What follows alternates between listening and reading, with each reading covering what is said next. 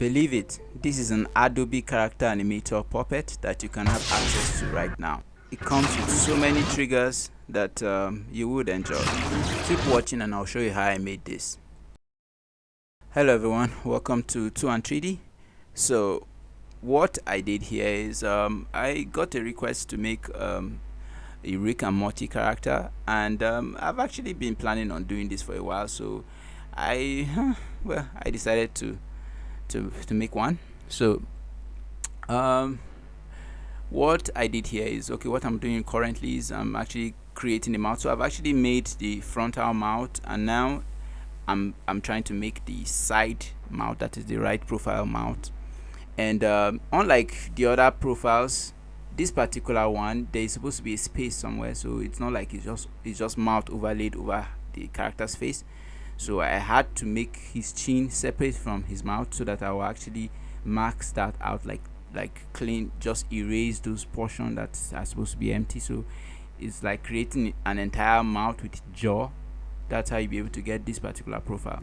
So this tutorial is actually, this is supposed to be like a summary of most of the lessons I actually want you to pick from this, not the entire tutorial, because that would have been so long, because this character took me days to actually create, because I had to make so many triggers. This character comes with so many triggers, and just in case you don't want to go to the rigor of like understanding how to make this, you could just go to the site. The link will be in the description.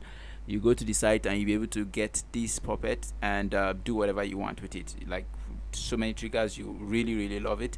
It comes with even like the character drinking, like sipping, drinking from a bottle, drunk, triggers, and then he triggers for him to be able to bring out his portal gun and shoot it, and even walk into the portal and come out from the portal. That's just amazing, and that is what actually took me so long. And okay, so to put up the, like, to create the entire character, this character comes with all 3 profiles. Actually, Rick and Morty character is supposed to come with way more than that, but I just found it that the in-between profiles are unnecessary, so I went with like frontal, facing front, and then facing side, and then facing like 2/3, 3/4, is it 3/4 or 2/3, like in between frontal and side. So that's basically it. So what I'm doing here is I'm creating the mouth as best as I can. So I actually did not want to start checking Rick and Morty's mouth shape like when his side profile, because they hardly use the side profile in the first place. So for me to actually use their reference would be so difficult. It would be hard for me to even get those reference in the first place. So what I just decided to do is I decided to recreate the mouth as best as I can, and I think I did a very good job, honestly, because this is really indistinguishable from the actual side profile. And I've actually checked this out. I've watched one of their shows, and then I observed their side profile, and it's basically the same thing. So I actually got it right. So all you just need to do is, when you're creating characters like this that need so many profiles, the first hurdle is, okay, when you're creating a character with just one profile, it's complex as it is in the first place.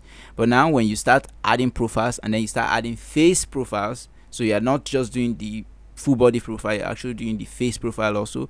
So this compounds things a bit, and it makes your work a bit complex and a bit confusing. Honestly, the more profile, the more complex it is, and that's the reason why this character took me long. And this is what I'm going to be doing from now on. Instead of like creating one character on a go, what I'll be doing is I will create the character with as little triggers as I need to, and then I'll upload it to the site, and then I'll keep updating the character just with time, just so that I don't spend too much time working on one character.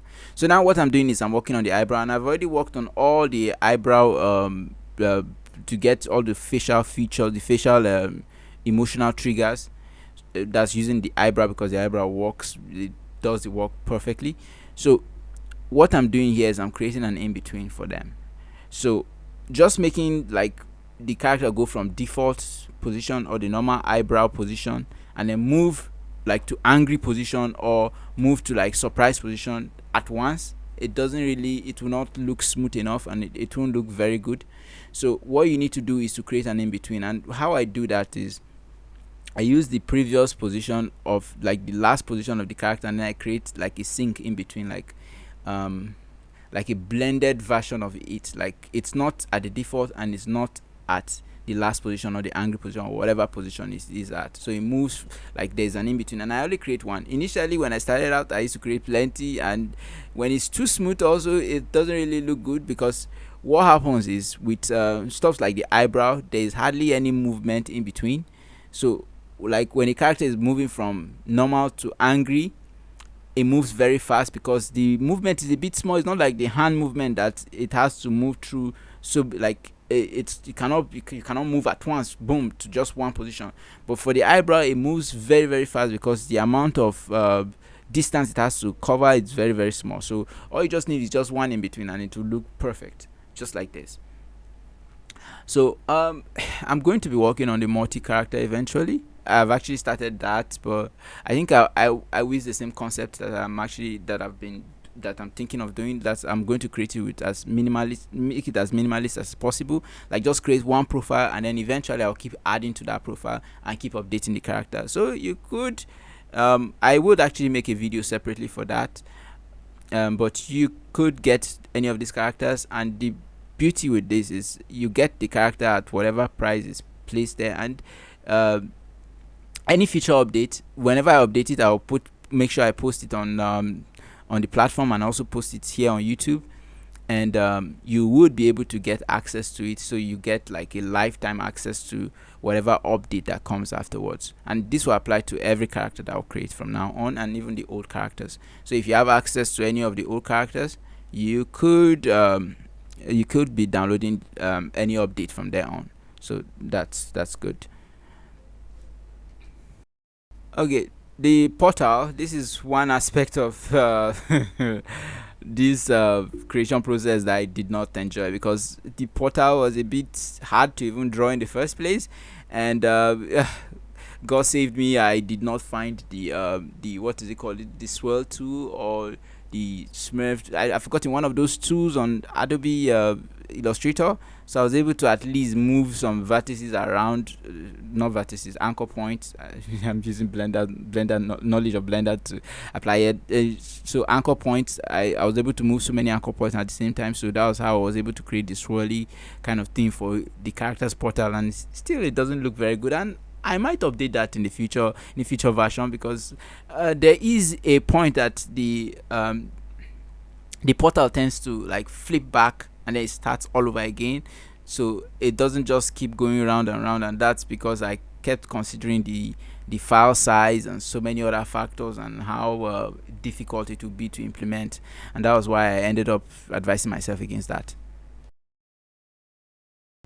Okay, so I've covered the rigging process so many times, and I'm just going to quickly explain it as this video is running. So all you just need to do is to drag like the entire eyebrow, and then you drag it to create a trigger, create a swap set for all of them. And then after doing that, you add in a behavior, and that is the cycles layers behavior. When you add it to each of the layers, then it means that the whenever that is triggered, whenever a particular eyebrow is triggered, it will go through, and then it will end at the last. That is if you set it to end at the last. And it's the same thing you apply for the arm. That's because in my own case, I create arm triggers, complete arm triggers. I do not rely on draggables, which you could do, but I find it way easier for myself, for my future self, to implement cycles layers, like for it to create like a sequence for just the arm. That will help you so much, because all you just need to do is to click a particular button, and you do not have to start moving things around, moving draggers around to get a particular hand gesture or whatever. And it's way more natural. I understand that the drawing process might take a while, but it's way better, honestly. So it's basically the same thing. You for the mouth, I actually ended up creating like a drunk mouth and a normal mouth. So in the drunk mouth, that's mostly for like when Rick is drunk. So you know that there's this kind of like what is it called, like saliva around his mouth. So I had to make that also, because considering that the character will also be having beer So that's another thing that I added. So if you really want more extensive, like more comprehensive tutorial about the character, like how to rig a character, um there are several videos. I'm going to definitely place it somewhere around this video, so you, and also in the description, so just check them out.